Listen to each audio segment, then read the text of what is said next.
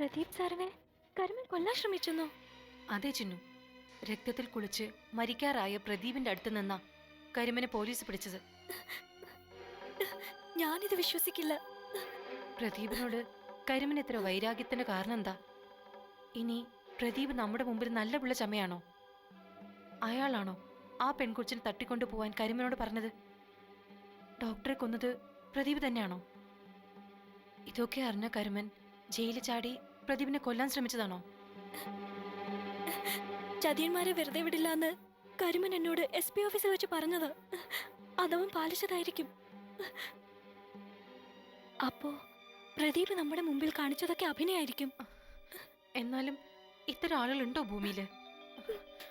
അമ്മൂനെ ആദരയും സ്വന്തം മക്കളെ പോലെ വളർത്തിക്കൊള്ളാന്ന് നമ്മുടെ മുമ്പിൽ വെച്ച് പ്രതിജ്ഞ എടുത്തല്ലേ അയാള്? ആരെയും വിശ്വസിക്കരുത്, ആരെയും. പണത്തിനു വേണ്ടി എന്ത് ചെയ്യുന്നവരായവരൊക്കെ. ഞങ്ങൾ കാട്ടിലുള്ളവർ പാവങ്ങളാണെങ്കിലും കാപട്യമല്ലാത്തവരാ.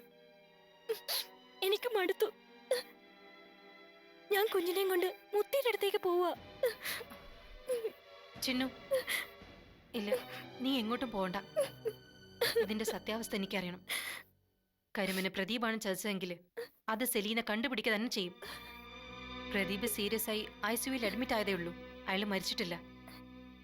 അയാളെ കൊണ്ട് സെലീന സത്യം പറയിപ്പിക്കും. ആന്റി, ആന്റി, ഞങ്ങളുടെ ഡാഡിക്ക് എന്തു പറ്റി? എന്തിനാ ഞങ്ങളുടെ ഡാഡിയെ ആശുപത്രിയിലാക്കിയത്? എന്താ ആരും ഒന്നും പറയാത്തേ? എന്ത് പറ്റി ഞങ്ങളുടെ ഡാഡിക്ക്? ഡാഡി പോലും. അയാള് നിങ്ങളുടെ ഡാഡിയോ അല്ല, ആരുമല്ല.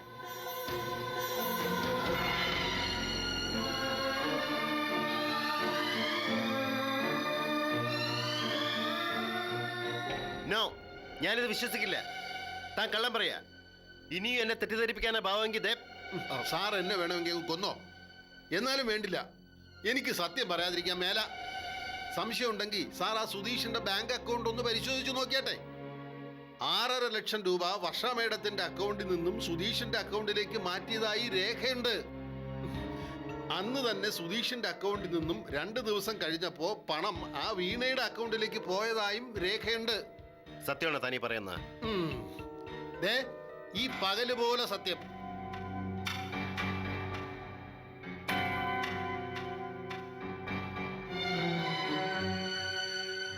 അതെ, സാറിന് നല്ല പരിചയമാണല്ലോ ആ ബാങ്ക് മാനേജരെ. ഒന്ന് വിളിച്ചു ചോദിച്ചാട്ടെ, അയാൾ മണി പോലെ സത്യം പറയും. അച്ഛായ, വർഷത്തിന് എന്നോട് ചതി ചെയ്യുന്നത് പറഞ്ഞു തരാം. പക്ഷേ സമാധാനത്തോടെ കേൾക്കണം. ക്ഷോഭമരുത്. ക്ഷോഭിച്ചാ വലിവ് വരും, പിന്നെ ആകെ പുകിലാവും. അച്ഛായ, കാര്യം പറ. വർഷയും സുധീഷും തമ്മിൽ രഹസ്യമായുള്ള ബന്ധം ശക്തമായി തുടരുന്നുണ്ട്. വീണയോട് വാങ്ങിച്ച കാശ് പലിശ സഹിതം തിരിച്ചു കൊടുത്ത് അവളുമായുള്ള ബന്ധം വേർപെടുത്താനുള്ള നീക്കമാണ് സുധീഷിൻ്റെത്. എന്നിട്ടെന്താ? സാറിനെ തഴഞ്ഞ് അവൾ ആ സുധീഷിനെ കെട്ടും. നോൺസെൻസ്. ഇല്ല, എനിക്കിത് വിശ്വസിക്കാൻ പറ്റുന്നില്ല. സുധീഷിനോടുള്ള സഹതാപം കൊണ്ട് വർഷ കാശ് കൊടുത്താണെങ്കിലോ? സാറേ, ആ സുധീഷ് വീണയുമായുള്ള ഡൈവോഴ്സ് പെറ്റീഷൻ ഒപ്പിട്ട് കഴിഞ്ഞു. അതിനർത്ഥം അവര് തമ്മിൽ പിരിഞ്ഞു കഴിഞ്ഞു എന്ന് വെച്ച് വർഷം ഞാനും തമ്മിൽ പിരിയേണ്ട കാര്യം എന്തിരിക്കുന്നു? ഇനി എന്നാ പറഞ്ഞാ ഞാൻ സാറിനെ വിശ്വസിപ്പിക്കണ്ടേ? സാറേ, സാറിന്റെ കമ്പനി, എസ്റ്റേറ്റുകള്, ബാങ്ക് അക്കൗണ്ടുകള്, പിന്നെ നിരവധി സ്വത്തുവകകള്, ഇതൊക്കെ ഇപ്പൊ ജോയിന്റ് ആയി കിടക്കൂല്ലയോ? വർഷ വിചാരിച്ചാല് പകുതിക്ക് പകുതി കിട്ടത്തില്ലയോ?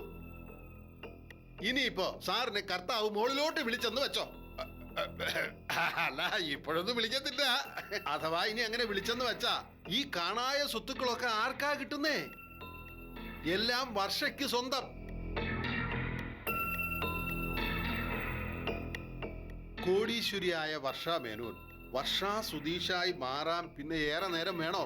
മാത്രവുമല്ല, മേനോ സാറിൽ നിന്നും വർഷയ്ക്ക് ഒരു കൊച്ചുണ്ടാകാനുള്ള സാധ്യത തീരെ ഇല്ലാത്തതുകൊണ്ട് വർഷ നിന്ന നിലയിൽ ഒരു കോടീശ്വരിയായി മാറും. അപ്പോ മേനോ സാറ് ഏതാണ്ട് കളഞ്ഞ അണ്ണാനെ പോലെ ആയി തീരും. എന്ത് പറഞ്ഞു നീ? ഞാൻ ചോര നീരാക്കി നേടിയതൊക്കെ അവള് തട്ടിയെടുക്കുന്നോ? കൊല്ലും ഞാൻ, കൊന്നു കുഴിച്ചു മൂടും. സാറേ, ശരിക്കും കൈവിട്. സാറിന് ശ്വാസം മുട്ടും, ആസ്മ വരും. സാറ് വേണമെങ്കിൽ എന്നെ അങ്ങ് കൊന്നോ, പക്ഷേ ഈ ചതിക്ക് ഞാൻ കൂട്ടു നിൽക്കുകയല്ല. സാറേ, വർഷ സ്വർണ്ണക്കൂട്ടിലെ മാലാഖയാണെന്ന് സാർ എത്ര പ്രാവശ്യം പറഞ്ഞിരിക്കുന്നു. പക്ഷേ അവള് മാലാഖയല്ല, പിശാച.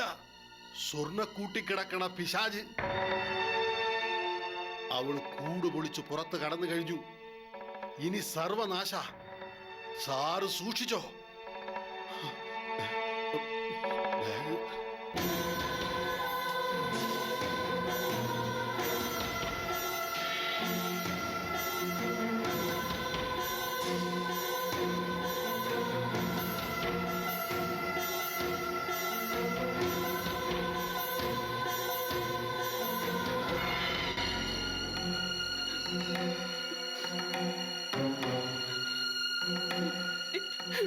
ദുഷ്ട, നിന്നെ ഞാൻ എന്റെ പ്രതിഭയെ കൊല്ലാൻ നോക്കിയില്ല നീ. നോക്കിയതല്ല, കൊല്ലാൻ തന്നെയാ അവന്റെ തലക്കടിച്ചത്. പ്രൊഫഷണൽ ആയിട്ടുള്ള കൊലപാതകം തന്നെയാ തല്ലിയത്. പക്ഷേ ചാകാനുള്ള ഭാഗ്യം പ്രദീപിനില്ലായിരുന്നു. അല്ലെങ്കിൽ ആ സമയത്ത് തന്നെ കരിമം വരില്ലായിരുന്നു. എന്റെ പ്രതിഭേട്ടന് എന്തെങ്കിലും പറ്റിയാ നിന്നെ ഞാൻ കൊല്ലും. നിന്റെ പ്രദീപേട്ടനൊന്നും പറ്റില്ല. അവൻ ആശുപത്രിയിൽ നിന്ന് ജീവനോടെ പുറത്തിറങ്ങില്ല. അഥവാ ഇറങ്ങിയാൽ ഓർമ്മകളൊക്കെ നഷ്ടപ്പെട്ട് ഒരു മന്ദബുദ്ധിയായി മാറും. അതുപോലുള്ള അടിയെ തലക്കിയിട്ടിരിക്കുന്നത്. എന്തായിരുന്നു അവന്റെ പ്രകടനം? രാത്രി 10 മണിക്ക് മുമ്പ് പ്രമാണം കിട്ടിയില്ലെങ്കിൽ എന്നെ കൊന്നുകളയും പോലും. പാവം, ഈ ശ്യാമാരാണെന്ന് അവനറിയില്ല, ആർക്കും അറിയില്ല. പക്ഷേ എനിക്കറിയാം, നീ പിശാച. ഓക്കെ, അപ്പോ നമ്മുടെ കണക്കുകളൊക്കെ തീർക്കാം. ഞാൻ വർഷാമേനോന് ചിന്നുവിന്റെ തറവാട് വീടും പറമ്പും വിറ്റു. ഇന്നലെയായിരുന്നു രജിസ്ട്രേഷൻ. 2.5 കോടി രൂപ കിട്ടി. എന്റെ കൂടെ വന്നവർക്ക് ഞാൻ ചില്ലറൊന്നുമല്ല കൊടുത്തത്, 1 കോടി തീർത്തും കൊടുത്തു. അവർക്ക് വെരി വെരി ഹാപ്പി. ശ്യാം വാക്ക് പറഞ്ഞാൽ അത് പാലിക്കും. ദാ, ഈ പൊതിക്കെട്ടില് 50 ലക്ഷം ഇല്ല, പക്ഷെ 50,000 ഉണ്ട്. നിന്റെ ഭർത്താവിനെ നീ വഞ്ചിച്ചതിനുള്ള കൂലി. ഈ കാശ് നീ എന്താ ചെയ്യേണ്ടതെന്ന് ഞാൻ പറയാം. നിന്റെ മകൻ അമൽ ഇപ്പോൾ ഇവിടെ എത്തും. അവനുമായി വേഗം സ്ഥലം വിട്ടോണം. ഇവിടെ എങ്ങും നിന്നെ കണ്ടുപോകരുത്. എൻ്റെ ആൾക്കാർ നിനക്ക് വേണ്ടി ട്രെയിൻ ടിക്കറ്റ് എടുക്കാൻ പോയിട്ടുണ്ട്. രാത്രി ട്രെയിനിൽ അമ്മയും മകനും രക്ഷപ്പെട്ടോണം. അധിക പ്രസംഗം എന്തെങ്കിലും കാട്ടിയാ 2 നാളെ റെയിൽവേ ട്രാക്കിൽ കിടപ്പുണ്ടാവും. പ്ലീസ്, എനിക്ക് പണം വേണ്ട. ഞാൻ എന്റെ പ്രതിഭേട്ടനെ ഒന്ന് ആശുപത്രി പോയി കണ്ടോട്ടെ. ഞാനും എന്റെ മോനും എങ്ങനെ ഈ നാട്ടിൽ തന്നെ കഴിഞ്ഞോളാം. മിടുക്കി, നിനക്ക് ബുദ്ധിയുണ്ട്. ഇവിടുന്ന് പുറത്തു ചാടി പോലീസിൽ എന്നെ കുറിച്ചുള്ള വിവരങ്ങൾ നൽകാനാണ് ഉദ്ദേശം അല്ലേ? നടപ്പില്ല. ഞങ്ങൾ പറയുന്നിടത്തേക്ക് നീ പോകൂ. നീ ഇനി ഒരിക്കലും ഈ നാടോ പ്രദീപിനെയോ കാണില്ല. എന്നെ കുറിച്ചുള്ള രഹസ്യങ്ങൾ പറയാൻ നീ ഒരിക്കലും തിരിച്ചു വരില്ല. എങ്കിൽ നീ എന്നെ ഒന്ന് കൊന്നേക്ക്. വേണ്ടി വന്നാ അതും ഞാൻ ചെയ്യും. മര്യാദയ്ക്ക് പറയുന്ന അനുസരിച്ചാ നിനക്ക് നിന്റെ മകനെ രക്ഷപ്പെടാം.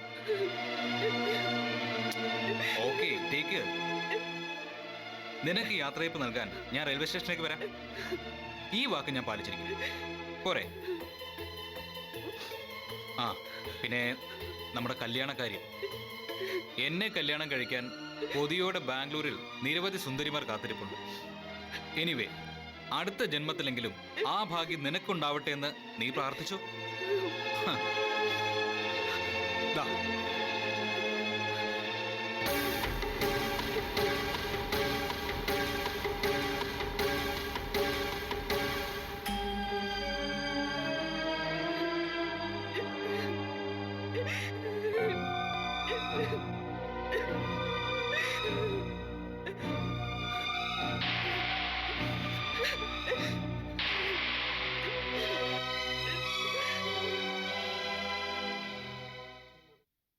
ഞാൻ പറഞ്ഞ എല്ലാം സത്യമാണ്.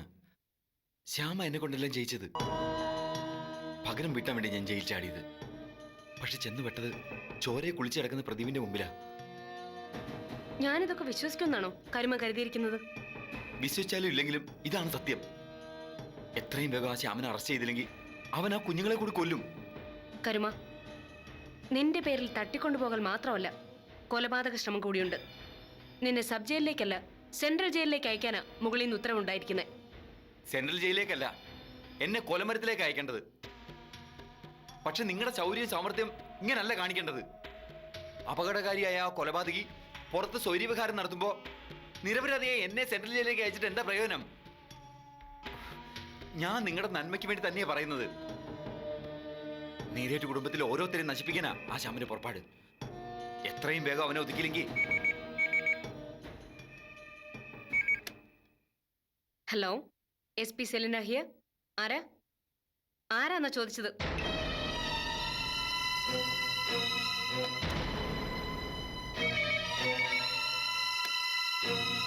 ഹലോ ഹലോ, ഞാൻ പ്രദീപിന്റെ ഭാര്യ.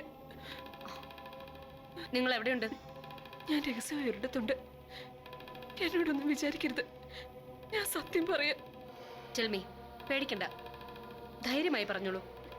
മാഡം, ഡോക്ടർ റോയ് ഫിലിപ്പിനെ കൊന്നത് മറ്റാരുമല്ല, ശ്യാം പ്രകാശ് തന്നെയാ. നിങ്ങൾക്ക് എങ്ങനെ അറിയാം? എനിക്കെല്ലാം അറിയാം.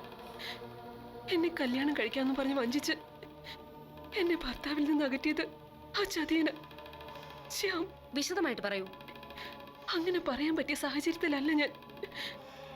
ഏത് നിമിഷവും ആ പിശാചും അവന്റെ കൂട്ടാളികൾ എവിടേക്ക് വരും. ഞാൻ മാഡത്തിനെ വിളിച്ചതറിഞ്ഞ് എന്നെ അവൻ കൊല്ലും. ഭയപ്പെടാതെ കാര്യം പറയൂ. ചിന്നുവിന്റെ പേരിലുള്ള സ്വത്തുക്കൾ പ്രദീപേട്ടൻ എന്റെ പേരിൽ എഴുതി തന്നു.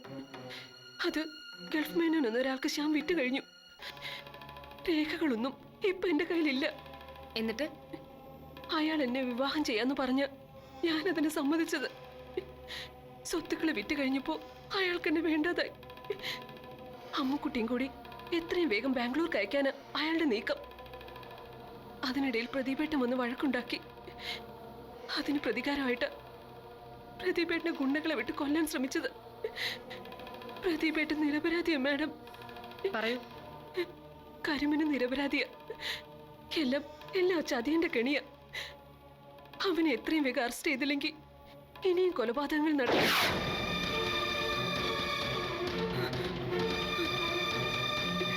ഹലോ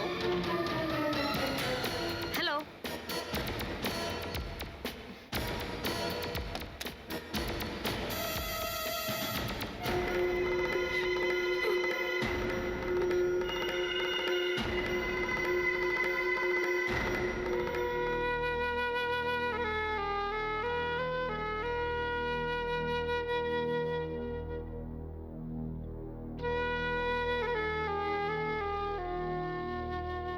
കരുമനാണ് പ്രദീപിനെ കൊല്ലാൻ ശ്രമിച്ചതെന്ന് പ്രദീപ് കരുതുന്നുണ്ടോ?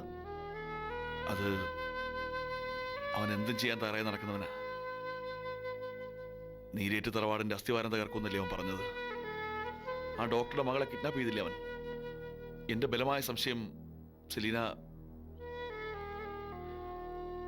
കരുമൻ ഒറ്റയ്ക്കാവില്ല. ശ്യാമിന്റെ കൂടെ കരുമൻ കൂടെ ചേർന്നാവും. കരുമനൊരു ഉപകരണമാക്കി ശ്യാമാണ് എന്നെ കൊല്ലാൻ ശ്രമിച്ചത്. അവനെയാണ് അറസ്റ്റ് ചെയ്യേണ്ടത്. തെളിവില്ലെങ്കിലും ശ്യാമിന്റെ കേന്ദ്രം റെയ്ഡ് ചെയ്യാൻ ഞങ്ങൾ ശ്രമിച്ചുകൊണ്ടിരിക്കുക. ഞാൻ പറഞ്ഞില്ലേ അവനും അഞ്ചും താമസിക്കുന്നത് എവിടെയാണെന്ന്. അവിടെയൊക്കെ ഞങ്ങൾ അരിച്ചു പെറുക്കി പ്രദീപ്. പക്ഷേ അവരുടെ പൊടി പോലും ഇല്ല. അവരിടയ്ക്കിടയ്ക്ക് താമസ സ്ഥലം മാറ്റിക്കൊണ്ടിരിക്കുക. എന്റെ ഭാര്യ അവൻ എനിക്കെതിരാക്കി. എന്റെ അമ്മോൻ അവകാശപ്പെട്ടതെല്ലാം തട്ടിയെടുത്തു. അവനും അവളും കൂടി എന്റെ ജീവിതം തകർത്തു. സെലീന, എനിക്കിനി ജീവിക്കണ്ട.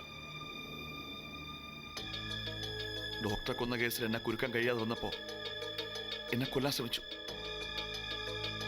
എനിക്കറിയാം അവൻ ഇനി എന്നെ തേടി വരും. പക്ഷേ അവനെ അവളെ അതിനു മുമ്പ് ഞാൻ കൊല്ലും. നോ പ്രദീപ്, ഇനി ഇക്കാര്യത്തിൽ തലയിടരുത്. പ്രദീപിന്റെ ഭാര്യയുടെ ഫോൺ എനിക്ക് വന്നിരുന്നു. ശ്യാം അവരെ കൊല്ലാൻ ശ്രമിക്കുന്നു എന്ന് പറഞ്ഞു. അങ്ങനെയാണ് ഞങ്ങൾ അവിടെ റെഡി ചെയ്തത്. ശ്യാം പ്രദീപിന്റെ ഭാര്യയും കുരുക്കിലാക്കിയിരിക്കുന്നു. അവർ ശ്യാമിന്റെ ഒരു ഇര മാത്രമാണ്. പ്രദീപ് കരുതും പോലെ അവൾ ഒരു അപകടകാരിയൊന്നും ആയിരിക്കില്ല. ആണ്, അവൾ ദുഷ്ടയാണ്. അവൾ എന്നെ ചതിച്ചു. അവളെ വിശ്വസിച്ച അമ്മുക്കുട്ടിയുടെ സ്വത്തുക്കൾ മുഴുവൻ അവളുടെ പേരിലാക്കിയത്. എന്നെ ഉപേക്ഷിച്ച് അവൾ ശ്യാമിനോട് ഓടിപ്പോയത് അവൾ നല്ലവളായതുകൊണ്ടാണോ? നല്ലവളായിരിക്കില്ല, പക്ഷേ അവരിപ്പോ പശ്ചാത്തപിക്കുന്നു. അവർ തമ്മിൽ ഒരു ഭാര്യ ഭർത്തൃ ജീവിതമൊന്നും ഒരിക്കലും ഉണ്ടായിട്ടില്ല. പണത്തിനു വേണ്ടി ശ്യാം കണ്ടെത്തിയ ഒരു ഉപകരണം, അതാണ് അഞ്ജു.